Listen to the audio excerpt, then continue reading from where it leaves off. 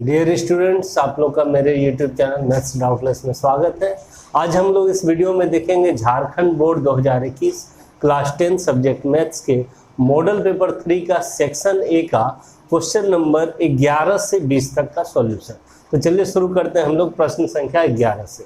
तो प्रश्न ये है कि यदि विविधकर का मान 0 से बड़ा हो तो इनमें से मूल क्या होगा। यानी कि अगर डी आपको दिख रहा होगा, डी का मतलब क्या होता है, डिस्क्रिमिनांट होता है इंग्लिश में, और उसी का हिंदी क्या है, विविधकर होता है। तो यदि इसका मान, डिस्क्रिमिनांट का मान 0 से ज़्यादा हो जाए, कोई भी संख्या आ जाए पॉजिटिव में 1 2 3 4 कोई भी, तो आप मूल के बारे में क्या कर सकते हैं कि मूल कैसा होगा। ठीक है, यानी आपको मूल की प्रकृति बताना है यहाँ से। तो देखिए, आप लोग पढ़े भी होंगे क्लास 10 में, एक बार और समझ लीजिए क्या क्या होता है कंडीशन। अगर d का मान 0 के बराबर होता है तो यहाँ पर हमारा मूल जो होता है बराबर और वास्तविक होता है। बराबर को समान भी बोल सकते हैं हम लोग, समान और वास्तविक होता है, ये आप लोग कह सकते हैं। अगर d का मान 0 से बड़ा हो जाए तब मूल जो है असमान होता है और वास्तविक होता है। तो वास्तविक और असमान होता है। और d का मान अगर 0 से कम हो जाए, निगेटिव में कोई संख्या आ जाए, जैसे -1 -2 -3 ऐसा कुछ आ जाता है, तब हम लोग कहते हैं कि मूल सीधा काल्पनिक होगा, वास्तविक मूल नहीं होता है, तब काल्पनिक मूल। यही 3 कंडीशन होता है। तो आपसे बोला जा रहा है कि d का मान अगर 0 से बड़ा हो तो मूल क्या होगा। तो मूल क्या होना चाहिए, वास्तविक और असमान। तो ऑप्शन बी में आपका दिया गया है वास्तविक और असमान, तो यही ऑप्शन बी आपका करेक्ट आंसर हो गया। चलिए प्रश्न 12 देखते हैं हम लोग। किसी समकोण त्रिभुज में कोण का मान थीटा हो तो टेन थीटा का मान क्या होता है। तो यहाँ पर आपको किसी भी समकोण त्रिभुज में जो आपका त्रिकोणमितीय अनुपात होता है, sine theta, cos theta, tan theta, सबका मान होता है, वैल्यू होता है अनुपात के रूप में। तो टेन थीटा का मान आपसे पूछा गया है कि क्या होता है। तो टेन थीटा का मान होता है क्या, देखिए टेन थीटा इक्वल टू होता है p/b। p का मतलब क्या, लंब, और b का मतलब आधार। तो ये हमारा आंसर हो गया लंब बटा आधार, ऑप्शन ए में। ठीक, चलते हम लोग प्रश्न 13 पर। दिए गए आकृति में डी समांतर बीसी है। देखिए एक आपको चित्र दिया गया है त्रिभुज का, और इसमें कह रहा है कि जो डी रेखा है वो बीसी के समांतर है। तो निम्न में डीसी का मान क्या होगा। ये जो यहाँ से यहाँ आपको डीसी दिख रहा है, इतना दूर डीसी का मान क्या होगा, ये आपको बताना है। तो ये देखिए आधारभूत समानुपातिकता प्रमेय से बनाया जाता है ऐसा क्वेश्चन कि, और वो प्रमेय क्या कहता है कि किसी भी त्रिभुज में एक भुजा के समांतर कोई रेखा खींची जाए जो अन्य दो भुजाओं को दो अलग अलग बिंदुओं पर प्रतिच्छेद करती है, तो दोनों भुजाओं का अनुपात क्या होता है, बराबर होता है। तो दोनों भुजाएं समानुपाती होते हैं। इसका मतलब कि यहाँ से हम लोग लिख सकते हैं AD/DC बराबर AE/EB। ये नियम होता है आधारभूत समानुपातिकता प्रमेय का। तो AD का मान आपको 1 दिया हुआ है, 1 सेंटीमीटर। DC निकालना ही है तो DC रहने देंगे हम लोग। AE का मान देखिए 1.5 है और EB का मान 3 है। तो यहाँ से DC का मान क्या निकल जाएगा, तो देखिए DC गुना क्रॉस मल्टीप्लिकेशन कर लीजिए, तो DC गुना 1.5, DC गुना 1.5 बराबर 1 गुना 3, और यहाँ से तब DC बराबर क्या बोल देंगे, DC बराबर 3/1.5। ये दशमलव उड़ा ऊपर गया 10, 5 तिया 15, 5 दूना 10, 3 3 कट गया, यानी 2 सेंटीमीटर आ गया DC का मान। तो ऑप्शन ए में दिया है। लेकिन एग्जाम में आए तो आप लोग को इतना भी नहीं करना है, बहुत ही शॉर्ट ट्रिक हम आप लोग को बता रहे हैं कि कैसे डायरेक्ट इसका मान या यहाँ का मान कैसे निकाल सकते हैं। आपको सीधा प्रश्न देखना है, चूंकि अनुपात बराबर होता है तो इसका देखना है कितना गुना है। जैसे कि यहाँ पर 1.5 का मतलब 1.5 हुआ, 1.5 का 2 गुना है, 1.5 दूना 3। तो उसी तरह से यहाँ 1 है तो उसका 2 गुना ही यहाँ होगा।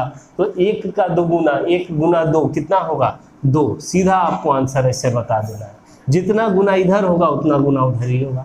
जितना गुना इधर होगा उतना गुना इधर होगा, ऐसे ही आपको करना। तो 1.5 दूना 3 तो 1 दूना 2, यानी एग्जाम में आए तो आपको इतना करना भी नहीं है, डायरेक्ट देखना और आंसर टिक कर देना है। चलिए हम लोग नेक्स्ट क्वेश्चन देखते हैं। प्रश्न 14 देखते हैं हम लोग। दो बिंदुओं A x1, y1 और B x2, y2 को जोड़ने वाले रेखाखंड AB को m1 अनुपात m2 के अनुपात में आंतरिक रूप से विभाजित करने वाले बिंदु Pxy के निर्देशांक है, तो निम्न में विभाजन सूत्र क्या है? तो देखिए, दो बिंदु को जोड़ने से एक रेखाखंड हमें प्राप्त होता है। जैसे कोई भी दो बिंदु है, एक A बिंदु है और एक B बिंदु है, तो ये भी रेखाखंड हुआ।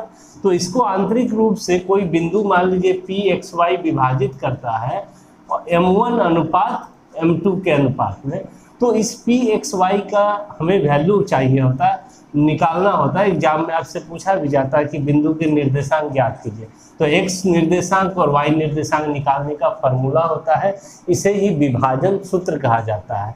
तो x निर्देशांक और y निर्देशांक निकालने का क्या फॉर्मूला होता है, इन चारों में से यही आपसे पूछा है, तो आपको याद भी होगा, नहीं है तो याद कीजिए। यही वाला फॉर्मूला होता है ऑप्शन ए का। x निर्देशांक का होता है m1 x2 plus m2 x1 bye m1 plus m2, और y निर्देशांक निकालने का फॉर्मूला होता है m1 y2 plus m2 y1 bye m1 plus m2। तो यही ऑप्शन है आपका करेक्ट आंसर हुआ। चलिए क्वेश्चन 15 देखते हैं हम लोग। कोस 60 डिग्री का मान क्या है? डायरेक्ट आपसे मान पूछ दिया है, तो त्रिकोणमिति में एक टेबल ही है जिसमें सारा मान आपका लिखा हुआ है, साइन का, कोस का, टेन का, कोट से कोसेक, सभी का 0 से 90 डिग्री तक का। तो आपको याद भी रखना चाहिए। तो कोस 60 डिग्री का मान होता है 1/2। यहाँ पे तो कुछ ज़्यादा बताने का चीज़ नहीं, याद ही रखना है कोस 60 डिग्री का मान आप लोग को टेबल से। आगे देखिए प्रश्न 16, tan 90 डिग्री माइनस थीटा बराबर है, ये पूरक कोण के त्रिकोणमितीय अनुपात वाला फार्मूला से बनता है। तो ये एक डायरेक्ट फार्मूला ही है कि tan 90 माइनस थीटा क्या होता है। तो tan चेंज हो जाता है हमेशा किसमें, कोट में, ये फार्मूला ही होता है। tan 90 minus theta cot theta, जैसे sin 90 minus theta cos theta होता है और cos 90 minus theta sine theta होता है। उसी तरह से tan 90 minus theta cot theta होता है और cot 90 minus theta tan theta होता है। उसी तरह से दो और है, sec 90 minus theta cosec theta होता है और cosec 90 minus theta sec theta होता है। तो ये सब आपको याद भी रखना चाहिए। चलो तो प्रश्न 17 देखते हैं हम लोग। कोण थीटा वाले त्रिज्यखंड का क्षेत्रफल क्या होगा? आपसे त्रिज्यखंड का क्षेत्रफल का डायरेक्ट फॉर्मूला ही पूछ दिया होगा। आप लोग पढ़े होंगे वृत्त से संबंधित क्षेत्रफल वाले चैप्टर में। जैसे कोई एक वृत्त है और यहाँ पर मान लीजिए केंद्र O है और ये दोनों त्रिज्या है, ठीक है। तो केंद्र O से जो दो त्रिज्या आपको दिख रही है यहाँ, ठीक है, और ये जो वृत्त पर आपको एक चाप दिख रहा है, दो त्रिज्या और ये चाप से जो घिरा हुआ क्षेत्र है, इसे हम लोग त्रिज्यखंड कहते हैं, ठीक है। ये लघु त्रिज्यखंड कहलाता है और ऊपर वाला पार्ट जो बचा वो दीर्घ त्रिज्यखंड कहलाता है। तो आपसे डायरेक्ट अगर त्रिज्यखंड बोलेगा तो आप समझिएगा लघु त्रिज्यखंड के बारे में पूछा जा रहा। तो इस लघु त्रिज्यखंड में मान लीजिए आपको कोण यहाँ पर बन रहा है थीटा डिग्री, कितना, थीटा डिग्री। तब इस त्रिज्यखंड का क्षेत्रफल OAB का क्षेत्रफल क्या होता है, इसका एक फार्मूला ही होता है डायरेक्ट, वही आपसे पूछ दिया है। तो देखिए बहुत ही आसान है फार्मूला याद रखना। जितना कोण बनता है थीटा, और पूरे वृत्त में एक चक्कर लगाने पे कितना कोण बनता है 360 डिग्री, तो बटे में आपको दे देना है 360 डिग्री। और वृत्त का क्षेत्रफल का जो फार्मूला होता है पाई आर स्क्वायर, उसे ही गुना में यहाँ कर दिया जाता है, गुना पाई आर स्क्वायर, यानी थीटा बटे 360 डिग्री गुना पाई आर स्क्वायर, यही होता है वृत्तखंड का त्रिज्यखंड का क्षेत्रफल। तो हमारे पास देखिए ऑप्शन बी में दिया है थीटा बटे 360 गुना पाई आर स्क्वायर, तो ये ऑप्शन भी करेक्ट आंसर हो गया।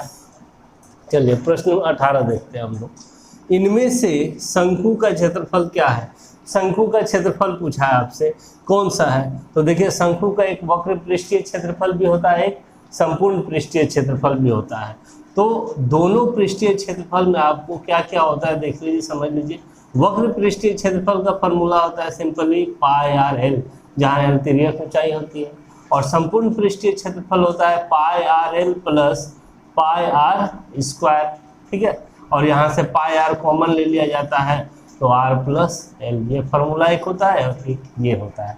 तो आप देखिए कौन सा फार्मूला आपका दिया गया, शंकु का क्षेत्रफल, तो पाई आर एच तो नहीं होगा, 1/3 पाई आर स्क्वायर एच आयतन का फार्मूला होता है शंकु का, तो पाई आर एल यहाँ पे दिया हुआ है वक्र पृष्ठीय क्षेत्रफल, तो यही वाला हमारा आंसर हो जाएगा।